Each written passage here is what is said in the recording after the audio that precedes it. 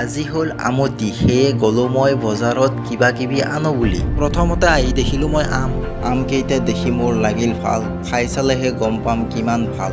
এনেও মই টেষ্ট কৰাত বহুত ভাল, সেয়ে ললো এপিচ খাই চাও বুলি। খাই চাই দেখিলো সঁচাই লাগিল ভাল, সেয়ে ক'লো মই দিয়ক মোক 2.5 কেজি কৰি।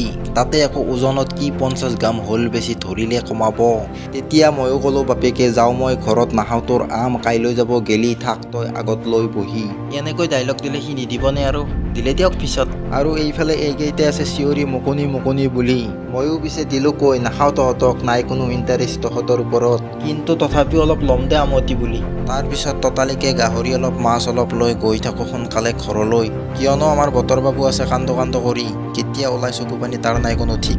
এতিয়া ঘৰত আহি খাই লওঁ এইবোৰ মই, নালাগে চাই থাকিব আপোনালোকে, কিয়নো ভিডিঅ'টো হ'ল সমাপ্ত। যদি লাগে চাই ভিডিঅ'টো ভাল, মাৰি দিব এটা লাইক। এতিয়া বাই বাই।